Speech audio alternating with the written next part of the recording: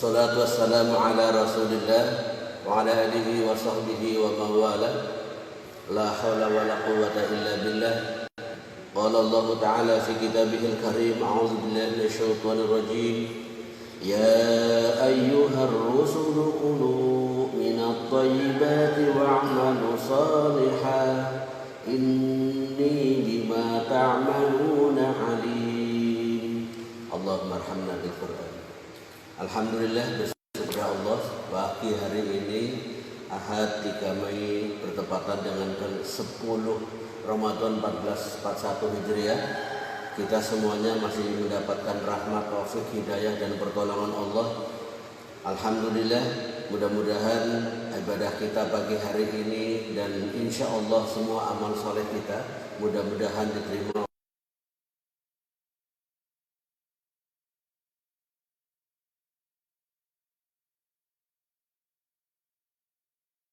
keluarganya, sahabatnya dan umatnya yang selalu istiqomah dalam Islam insya Allah. Saudara-saudaraku, mengawali kajian kita, mari bersama-sama membaca lafal basmalah. Bismillahirrahmanirrahim. Melanjutkan kajian kita yang telah lewat kemarin, bahwa setidak-tidaknya di bulan Ramadan ini ada 2 waktu yang sangat mustajab kalau kita melakukan doa akan dikabulkan. Yang sebenarnya doa yang waktu yang mustajab setidak-tidaknya kalau kita kumpulkan dalam ayat ataupun hadis ada 10 tempat waktu yang mustajab, 10 waktu yang mustajab. Kalau misalkan kemarin sudah kita bahas waktu sahur dan sebelum maghrib atau sebelum berbuka puasa, sebenarnya ada waktu mustajab juga di waktu azan. Kemudian di saat hujan itu juga waktu yang mustajab. Kemudian sesudah sholat fardu itu juga waktu yang mustajab. Kemudian di antara azan dan qomat itu juga ada waktu yang mustajab, sepertiga malam akhir atau sahur, waktu sahur yang kita bahas kemarin. Yang kemudian juga berlaku ada waktu mustajab lain, yaitu waktu kita bersujud kepada Allah di hari Jumat menjelang maghrib, kemudian di hari Arafah. Dan setidak-tidaknya kita juga bisa mendapati sebuah penjelasan bahwa waktu yang mustajab juga adalah saat kita melakukan sebuah aktivitas kebaikan tapi kemudian dizolimi orang lain dalam posisi mazlum, itu juga waktu yang mustajab untuk berdoa. Kemudian kemarin sudah saya sampaikan bahwa pagi hari ini sebenarnya kita akan membahas hal yang kaitannya dengan adab berdoa. Tapi sebelum ada berdoa itu kita mulai, saya ingin menyampaikan satu peringatan terhadap diri saya dan juga saudara-saudaraku semua. Lakukan ini dulu sebelum yang lain. Sebab kalau yang ini tidak dilakukan, doa apapun tidak akan diterima. Doa apapun tidak akan mustajab. Dengan cara apapun ditolak oleh Allah. Karena ini ada penjelasan yang sahih dari Rasulullah SAW. Suatu hari beliau bersabda, Ayuhan nas innallaha thayyibun. Wahai manusia, bahwa sesungguhnya Allah itu indah, baik. La yaqbalu illa thayyiban. Tidak menerima kecuali yang baik-baik saja. Wa innallaha, dan sesungguhnya Allah amarul mu'minin, memerintahkan kepada orang yang beriman, kama amarul mursalin, seperti Allah memerintahkan kepada para utusan. Para utusan oleh Allah diperintah, tadi ayatnya sudah kita baca, terdapat dalam surat Al-Mu'minun, surat yang nomor 23, ayat yang nomor 51. Perintahnya adalah ya ayyuhar rusul, wahai para utusan, kulu minat thayyibat, makanlah yang baik-baik, wa'malu shalihan, dan berbuat baiklah kamu sekalian, inni bima ta'maluna alim. Sesungguhnya aku dengan apa yang kamu sekalian kerjakan mengetahui. Nah, yang kedua, perintah yang sama oleh Allah Subhanahu wa taala kepada orang yang beriman adalah bisa kita baca di ayat yang nomor 81, suratnya surat Toha. Surat 20 surat Toha, ayatnya yang nomor 81. Bisa kita baca bersama firman Allah. A'udzubillahi minasyaitonir rajim. Kulu minat thayyibati ma razaqnakum. Di awal ayat ini Allah memerintahkan pada orang-orang yang beriman supaya kita makan hal-hal yang baik-baik. Tetapi ketahuilah saudaraku bahwa hadis ini berlanjut. Rasulullah SAW menggambarkan summa dzakar. Kemudian Rasulullah menyebut tentang seseorang yang yutilus safar, telah melakukan perjalanan jauh, asy'asa ra'suhu, sampai kumal, sampai kusam kepalanya.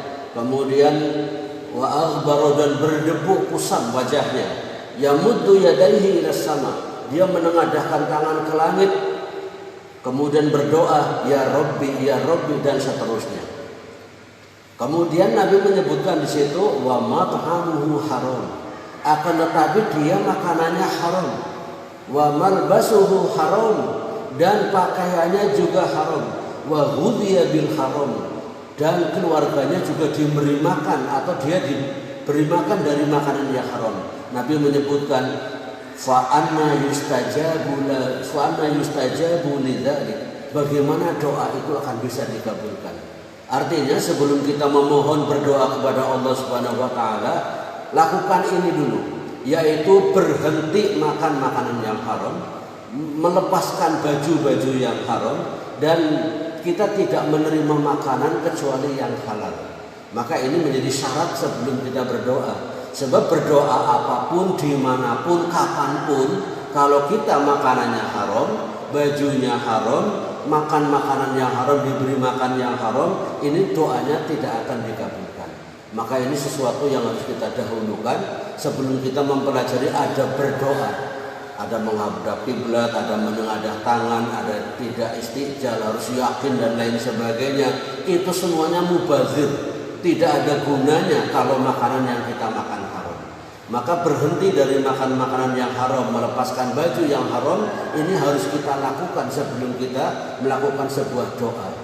Ini evaluasi yang ketiga. Kalau kemarin kita sudah evaluasi, mungkin doa sudah dikabulkan, kita tidak merasakan. Yang kedua, mungkin kita dianggap belum berdoa karena belum memenuhi kriteria atau syaratnya berdoa. Ini mungkin sudah berdoa, tetapi kita tidak diterima doanya disebabkan dengan unsur penghalang doa. Maka ini ada penghalang doa yang sangat mendasar. Kalau orang kafir sudah jelas, wa ma du'aul kafirina illa fi dhalal. Doanya orang kafir nyasar, tidak akan sampai kepada Allah. Ini sudah jelas. Kalau orang beriman pun akan tetapi doanya tetap tidak dikabulkan manakala makanannya makanan haram. Bisa haram karena zatnya haram. Misalkan ada babi, ada binatang-binatang lain yang diharamkan oleh Allah dan Rasulnya. Atau caranya haram, hasil mencuri, hasil riba, hasil merampok, mungkin sebagian ada hasil korupsi, itu makanannya haram. Kemudian kalau dia makan dengan makanan itu, maka doa dia tidak dikabulkan. Kalau makanan yang dia makan dikasihkan pada keluarganya, dikasihkan pada tetangganya, maka keluarganya dan tetangganya semuanya doanya tidak didengar oleh Allah, tidak dikabulkan. Maka kita harus selektif, sesuatu yang kita makan harus jelas, harus ainul yakinnya jelas halal, caranya juga halal. Maka insya Allah dengan demikian kita akan dikabulkan doa-doanya. Insya Allah karena terbatasnya waktu, kita sambungnya akan datang.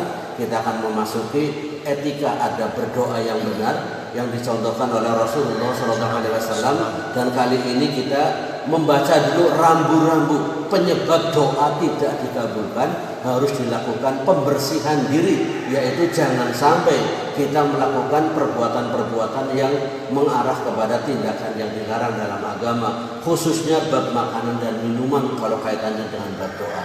Semoga bermanfaat. Kita berdoa bersama, semoga Allah Subhanahu wa taala selalu melindungi kita, selalu merahmati kita dan menjaga kita dari segala macam bencana dunia dan alam barzakh nanti, dan mudah-mudahan kita termasuk orang yang bahagia selamat dunia akhirat dan matinya dalam keadaan husnul khatimah. Amin. Usikum manafsi bitaqwallah. Assalamualaikum warahmatullahi wabarakatuh. Waalaikumsalam warahmatullahi wabarakatuh.